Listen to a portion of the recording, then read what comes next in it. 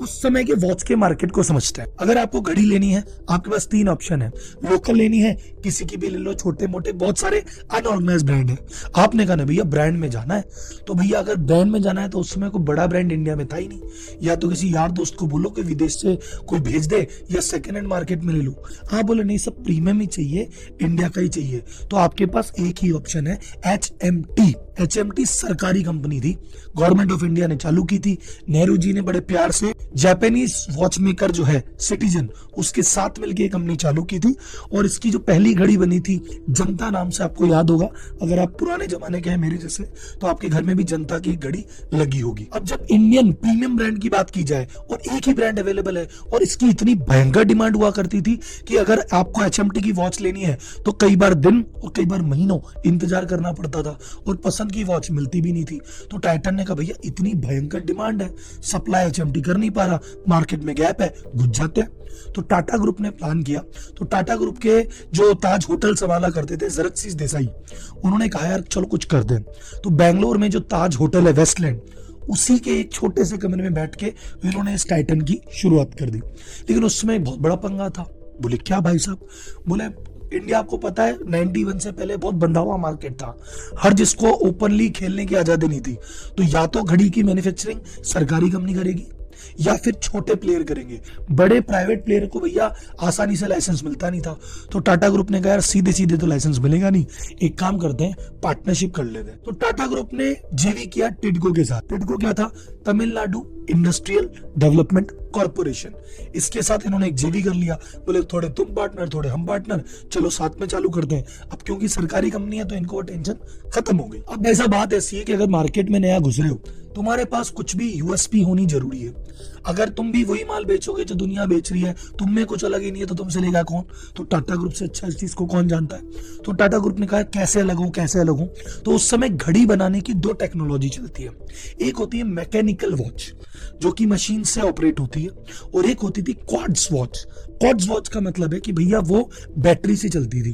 तो उस समय मैकेनिकल का दौर था। HMT के 80% से ज्यादा जो घड़ियां थी वो मैकेनिकल थी। क्वार्ट्ज वो बहुत कम बनाती थी या बनाती ही नहीं थी। तो टाइटन ने कहा भैया आने वाला जो भविष्य है ना, वो क्वार्ट्ज टेक्नोलॉजी का है। मैकेनिकल की तो लिमिटेशन होती है और क्वार्ट्ज की एक्यूरेसी भी बढ़िया है।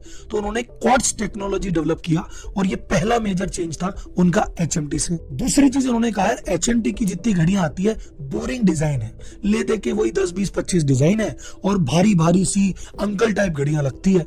टाइटन ने कहा एकदम है ना यूथ के लिए बनाते हैं, शानदार वाली, हल्की बनाते हैं, डिजाइन बनाते हैं, ट्रेंडी बनाते हैं। तो टाइटन ने एक तो टेक्नोलॉजी बदली और एक घड़ी का स्टाइल बदला। अब जेवी तो हो चुका था, बातचीत हुई, फैक्ट्री लगाई होसूर में। और बोले राहुल जी होसूर में काहे लगाई, कहीं और लगा देते।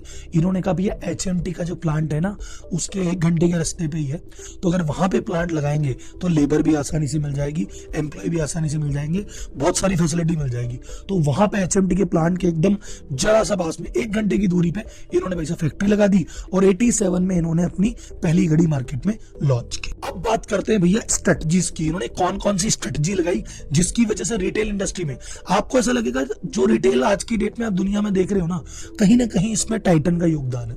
इसने बहुत सारी चीजें ऐसी दी है जो अब हमको नॉर्मल लगती है, नॉर्मल ही तो है, टाटा के जमाने में नॉर्मल नहीं थी। टाटा ने चालू की है उन चीजों को। तो उनमें से कुछ चीजें हैं, जैसे इनको सबसे बड़ी प्रॉब्लम आई, डिस्ट्रीब्यूटर इनका माल रखने को तैयार नहीं। डिस्ट्रीब्यूटर बोल रहे हैं यार भैया हम तो HMT का माल रखते आए हैं और 90% मार्केट शेयर इनका है, तुम तो नया ब्रांड हो, तुम्हारा क्यों रखे माल? तो डिस्ट्रीब्यूटर राजी नहीं हो रहे। इनका अच्छा नहीं होते राजी, कोई बात नहीं, सीधे रिटेलर के पास जाएंगे। रिटेलर के पास जाने का फायदा क्या है? मैं 100 रुपए की घड़ी डिस्ट्रीब्यूटर को देता है 120 की, डिस्ट्रीब्यूटर वो देता है रिटेलर को 140 की। अब अगर मैं डिस्ट्रीब्यूटर को हटा दिया तो मैं तो सीधे जाके उसको घड़ी 120 की दे दूंगा, तो रिटेलर का मार्जिन बढ़ गया, तो उसको मजा आने लग गया। उसने कहा भैया टाइटन मैं रख लूंगा। तो पहली बाधा पार की। दूसरी स्ट्रेटजी आती है, चलो भैया रिटेलर में दुकानदार रखने को तो तैयार हो गया, कस्टमर को रिझाएं कैसे, कस्टमर को बुलाएं कैसे? तो उन्होंने कहा भाई साहब कोई दिक्कत नहीं है, वेस्टर्न मार्केट को स्टडी किया। इंडिया में घड़ी क्यों खरीदी जाती है? टाइम देखने के लिए। और क्या है? HMT की घड़ी टाइम देखने के लिए। उन्होंने कहा नहीं भाई साहब, वेस्टर्न मार्केट में घड़ी का एक यूज है स्टाइल के लिए, कि भैया कुर्ते के साथ अलग घड़ी, शर्ट के साथ अलग घड़ी, पार्टी की अलग घड़ी, वुमेन की अलग घड़ी। तो इसने कहा कि भैया अपन है ना इसको फैशन स्टेटमेंट बनाते हैं कि घड़ी देखने के लिए मत पहनो, फैशन के लिए पहनो, और घड़ी गिफ्ट में भी तो काम में आ सकती है। तो टाइटन ने इस तरह से मार्केट में प्रेजेंट किया खुद की घड़ी को।